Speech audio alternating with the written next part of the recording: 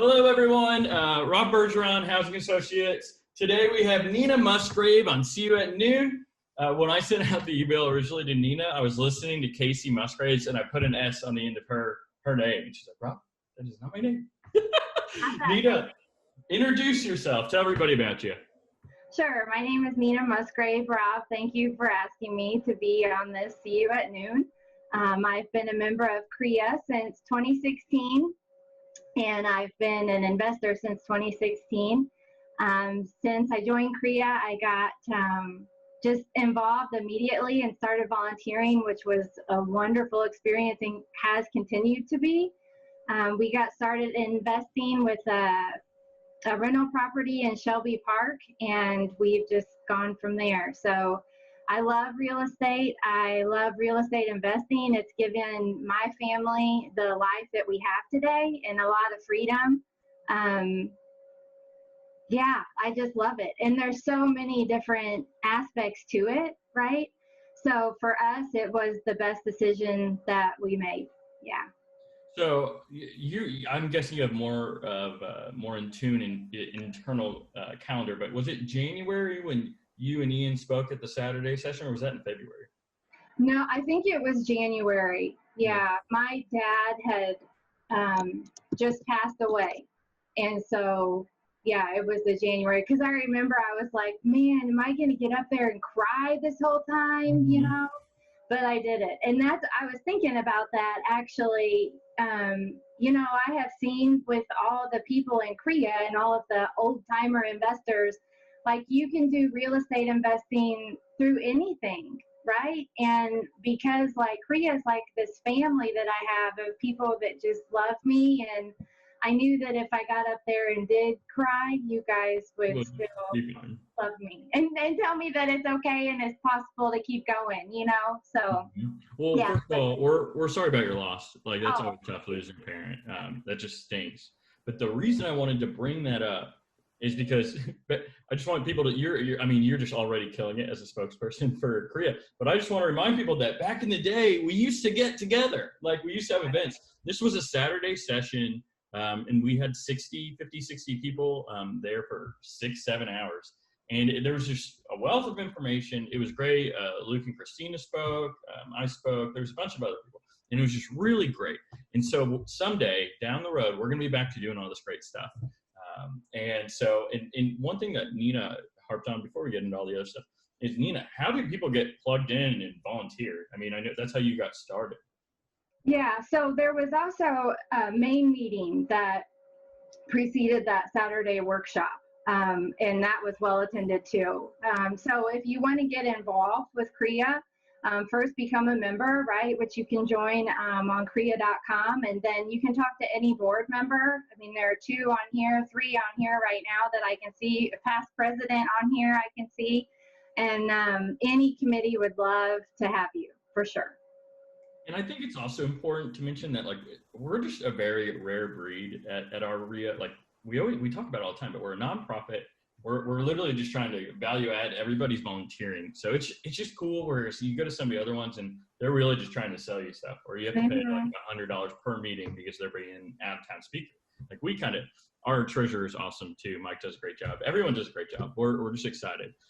So guys, today Nina is going to give you a lot of valuable lessons. She's going to talk to you about the top 10 things she's learned investing in Louisville, Kentucky for 4 years. So 4 years, in my opinion, as an investor, I would say is really seasoned. So but it probably, 4 years doesn't seem like a lot of time in the scheme of things, right? So, what you're going to learn today is like anybody can do it. You just have to have the right disposition. You need to talk to the right people, get advice. If Ian maybe at the end you guys want to tell that story. I've been trying to get Ian to tell that on camera for a long time. But okay, let's start. Let's go through your top 10 list. And Nina, I don't want you to think I'm rude. I'm going to also monitor the Facebook for questions too. So if you see me typing. Oh man, that's a multitasking. That's really impressive. I can't do that. Okay, so I have the list that's over here. So I'm just going to look at it, and so I'm focused on you guys. I'm also looking over here. So my first lesson that I've learned is to know your numbers and stick to them. Like I heard in the beginning, you make your money when you buy. And I always thought, what does that mean? How are we going to make any money in general? But that's the truth. And so there were a lot of times when we looked at deals and it didn't make sense for us, right? But it made sense for another person because the house sold, and that's great. So when you have your numbers established for whatever your goals are, just stick to it. Like, we have definitely overpaid for property before and paid for it in the end, right? So today's market is hot, as we hear that a lot. And so properties are appreciating, but don't count on that or like factor that into your number, like, oh, if we buy it at this price, hopefully 3 months from now, it'll be worth $10,000 more, because that may or may not be the case, right? So know your numbers and stick to them. Whatever your policy is, if it's like, we're not ever going to make less than whatever, 20,000 on a flip, which, is a good number, cut it off. Not 19.5, not, 17.3, 20 is it, The second thing that I've learned is that neighborhood boundaries matter, right? So like in Louisville, which I know it's like this in other markets too, but I'm only familiar with investing in Louisville, like one street over, can be a completely different thing in terms of market value and, the school districts. I mean, I hear a lot of times people are like, well, I bought this house and I thought that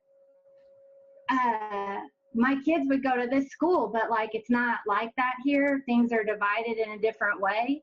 So when you're buying a property, the neighborhood affects the market value and the market rent. So if you think, oh, well, this property looks like it's in, I don't know, the Highlands, but it's not, that makes a difference, So definitely pay attention to neighborhood boundaries. And if it's something you're not familiar with, it's not just zip codes, right? Like, these are specific neighborhoods. If you're not familiar with them or you have a question, just ask someone, who can help you. So the third thing I have is to prioritize education. Yeah. Can I chime in? One area you especially want to be careful on that with is that Shelby Park area, because there's 3 different zip codes you can pull in that specific area. And they're not like kind. You got to be careful. But yeah, I think that's a really great nugget, guys. Like, even on the same street. I remember talking to Eric George about a house on M Street. He's like, students will probably not live in this house, but students will live in this one, just like $3 over. It's really important. So the more you network and get to know people, the more you're going to learn these nuggets. Sorry, go ahead. Number 3. Yeah, so number 3 I have is to prioritize education. And it's not just like YouTube University, I think that's great. And I love YouTube universities. Everything, where you can learn for free is awesome, but there's a lot of information on there that's not specific to our local market.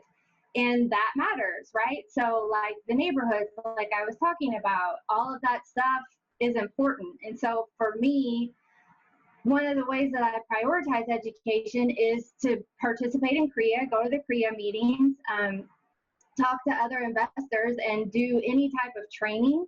Like, a lot of times the CREA workshops are, I know I keep pitching CREA, but like, it's, dear to my heart and how I got started. And I mean, it will always be dear to my heart.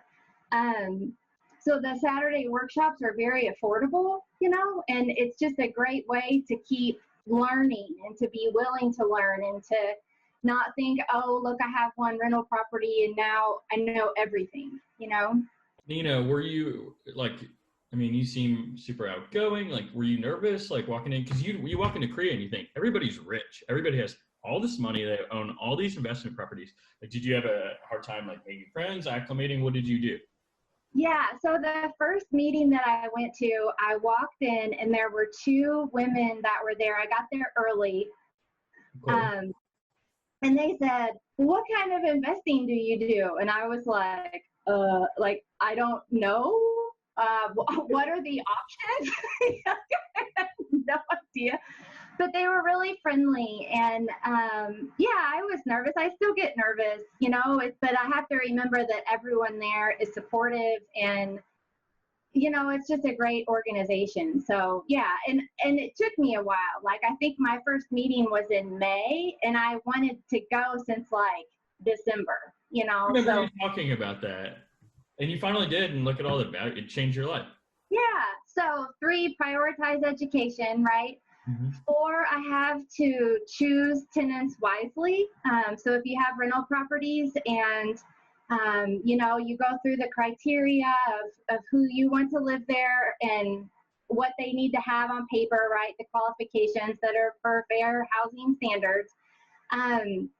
Someone could look really good on paper, but not be the ideal tenant, you know? And so we had someone who had filed bankruptcy, but it was a wonderful tenant, you know? And then we've had other people who look like really great, and then there are holes in the wall. So, you know, definitely choose tenants wisely, whether you use like a service like Tenant Finder or, you know, however you do that. Just it's not worth like filling the property with a tenant that's going to cost you more money in the end. It's worth like giving it some time, you know?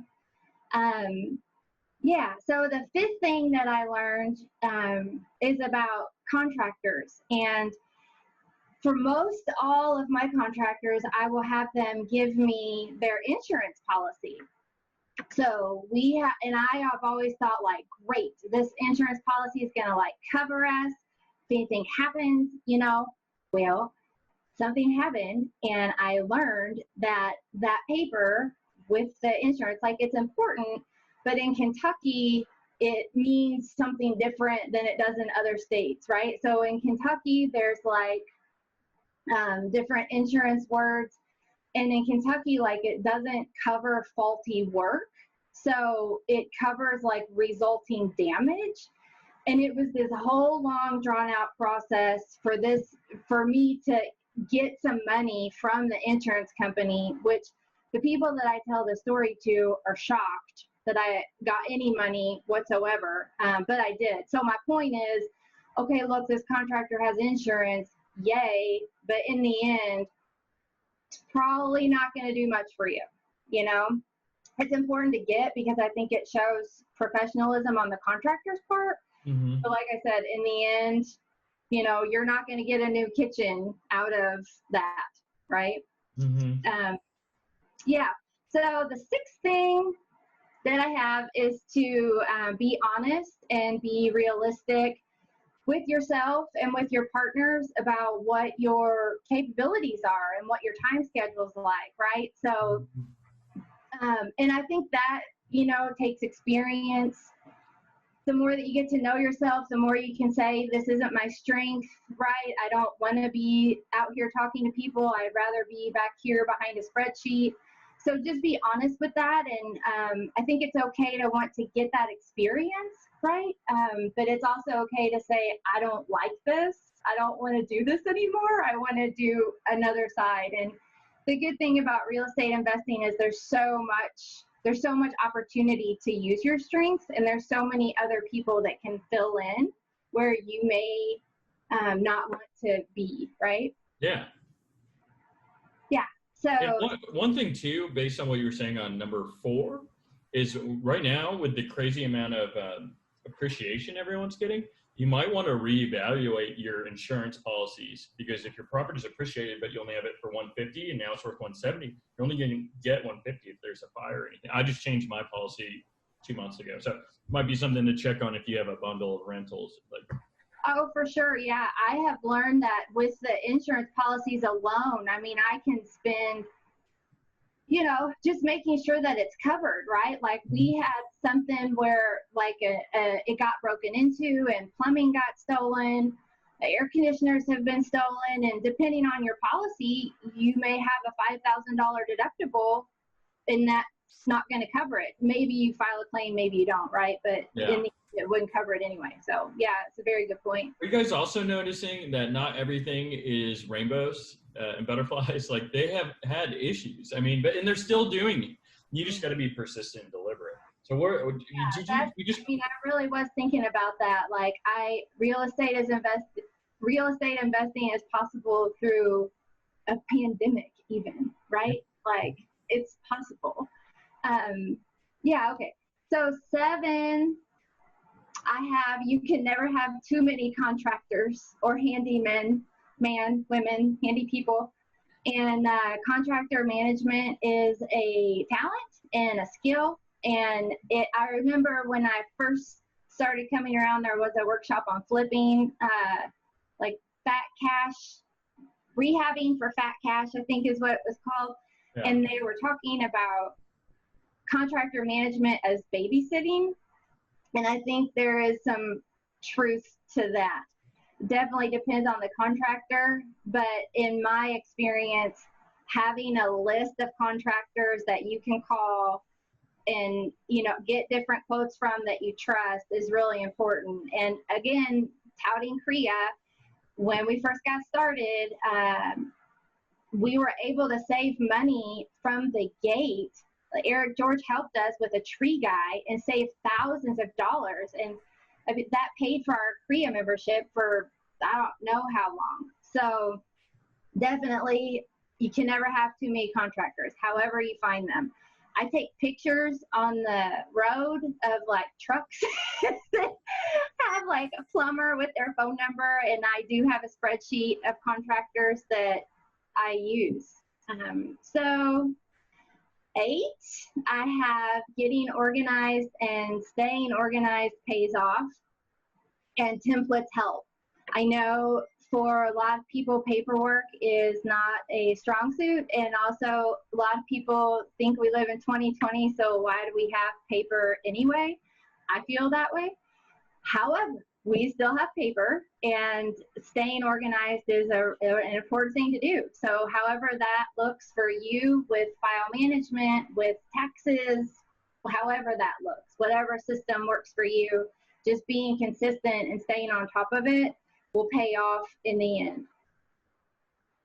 Now we're on 9. 9 is to utilize the local technology. In Jefferson County, we have access to so much information that's free that a lot of other counties and municipalities have you pay for. So here, it's easy, right, to get property information. Yeah. I was pulling up a question and it started the video too. Sorry, go ahead. Will had a question for you about insurance. In the Facebook group, do you feel like a majority of investors use contractors without insurance, or have any idea about that? I have no idea. I know that when I was going through that insurance dispute, if you will, I talked to people who were all kinds of different experiences. One had never asked for contractor insurance in their whole investing career of decades. Another one who just said, absolutely, I won't work with anyone who doesn't have insurance. So I think it depends on the investor for sure. There you go, Will. Sorry, go ahead, continue. So, okay, so 9. We have to utilize technology, whether that's with Jefferson County systems or, you know, the apps on the iPhone or whatever you use, Android, Google, anything. However that looks for you, to just utilize technology. Today, when you talk to these old-time investors, they're like, you guys have it so easy. You have all this information at your fingertips. And we do. We just I don't realize it because it's all I've known. But to hear them and to really appreciate their experience, it's almost like we owe it to ourselves to use the technology, right?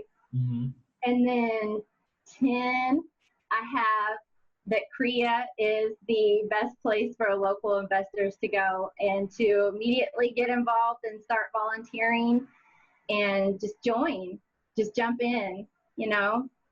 So those are my 10 things. Your 10 things. So what projects are you working on right now during the pandemic? So good question. I kind of took a step back after some losses, plural, and we have a duplex right now that's under construction, and we have another property with you that you were on one side of the transaction that we're working on. Yeah, I'm trying really to get organized still from this past year, right? To just catch up on some paperwork. Yeah. Just from where I was, right? Just get caught up on some paperwork. And then I'm also looking into some new acquisition strategies Okay. that I'm just curious about. So I'm exploring that right now. So do you have a fantastic CPA that loves you because you have everything all organized and in spreadsheets?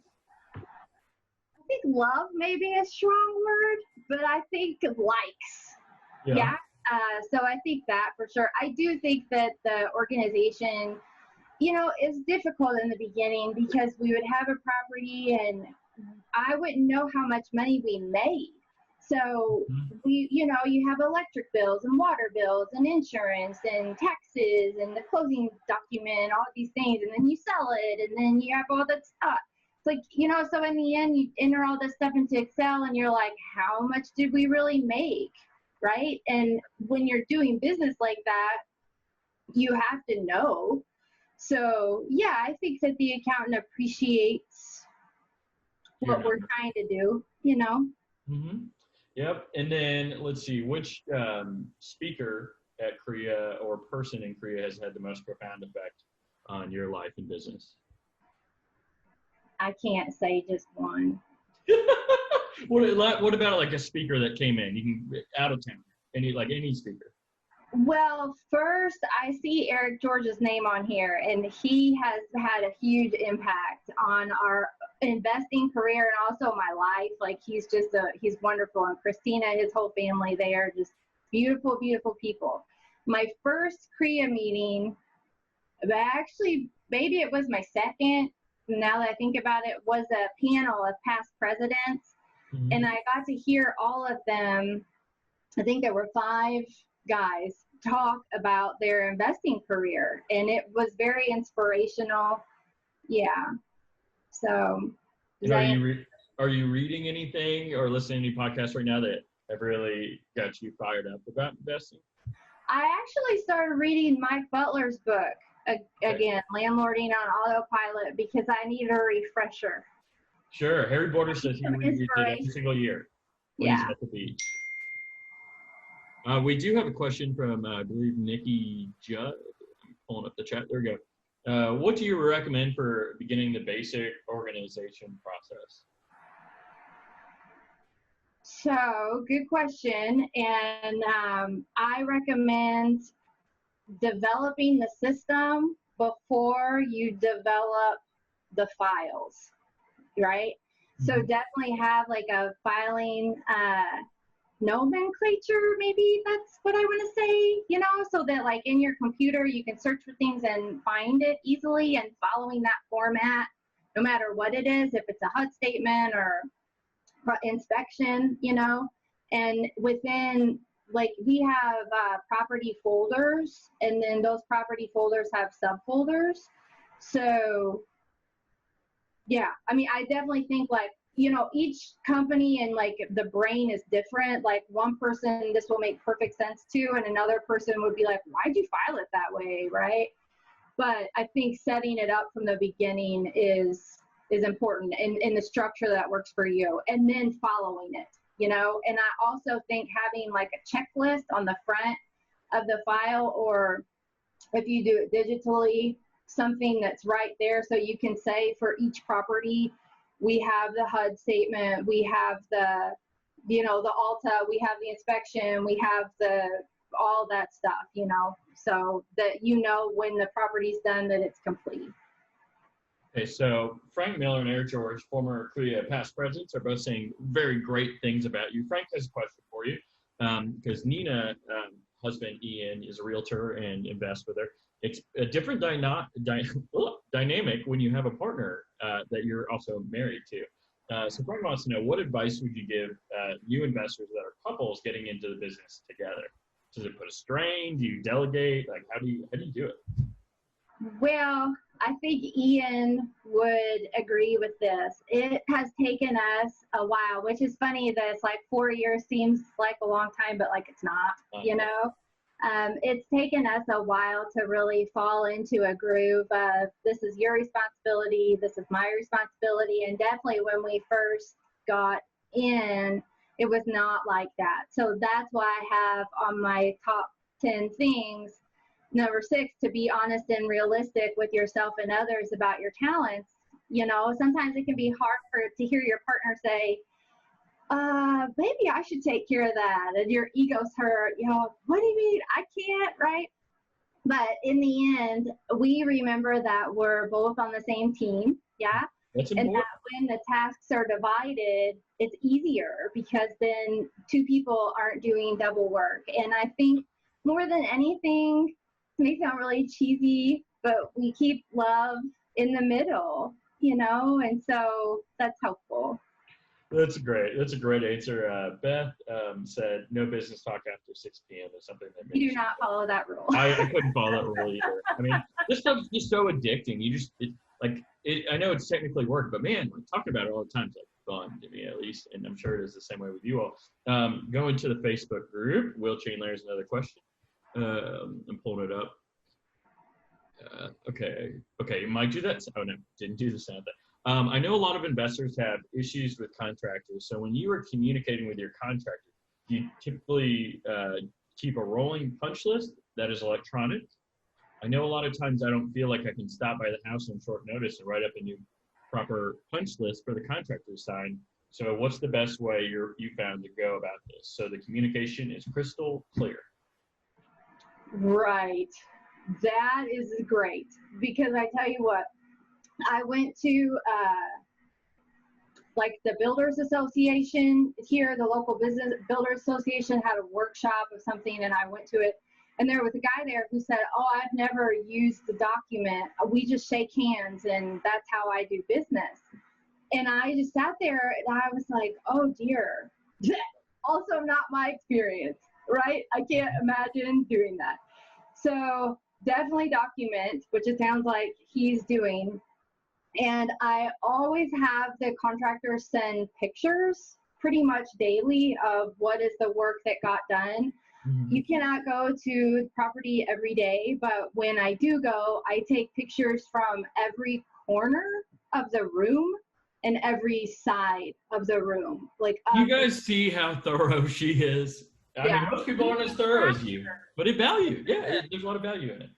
Yeah, and so to the point of a punch list, so I think having a well-developed scope of work is important. And when I start a project and the contractor signs that, we have an agreement that this is what's going to happen. Do I say that the doors need to open and close? Yep.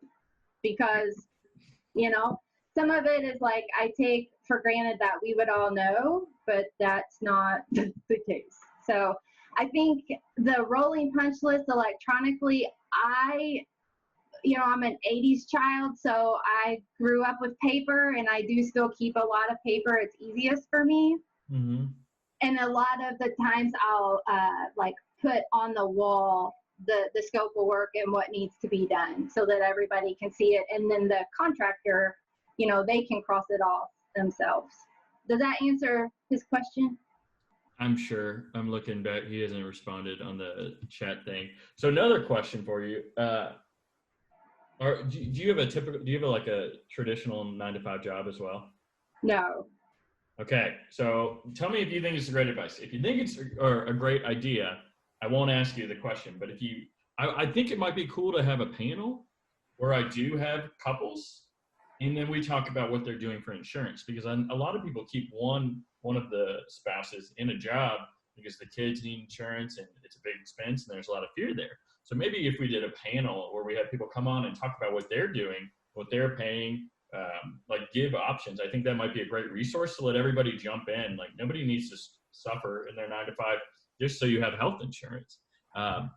Different situations for everyone, like diabetes and things of that nature. But I guess, what are you guys doing for health insurance?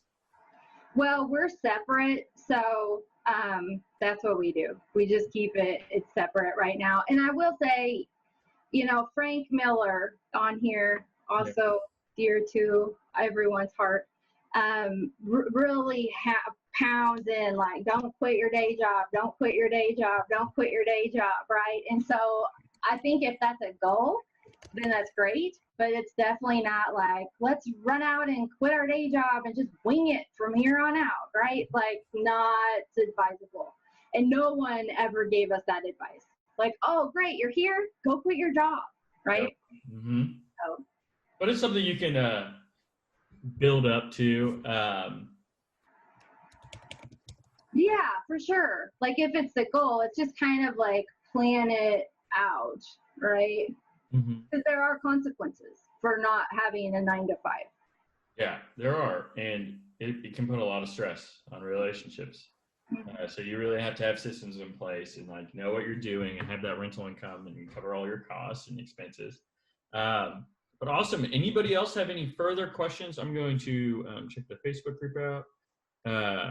Rick Luttrell said, she's a goddess. Great discussion. Rick was former CREA board member as well.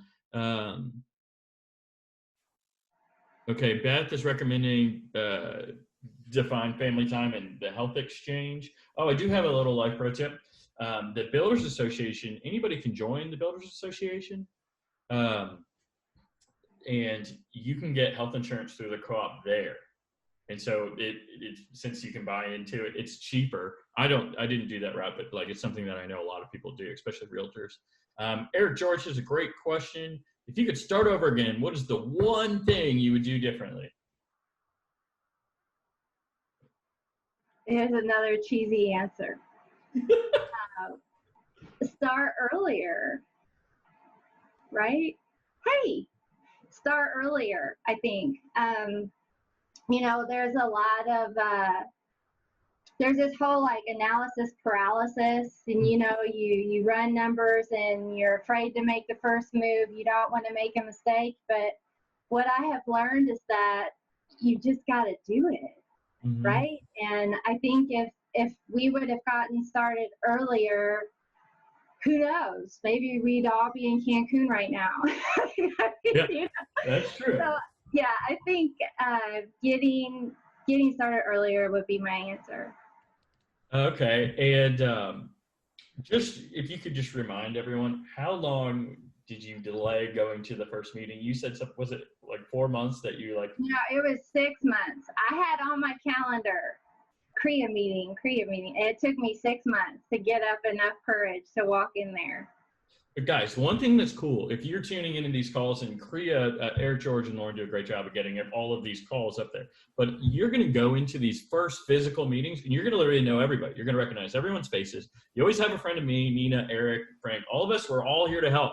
So just come up, tell us what you're interested in doing, and we're going to hook you up with someone else doing that at a high level, and you're going to have new best friends. And it's just so cool. The community, everybody wants to help each other and learn. That's why everyone's giving their time. It's just awesome.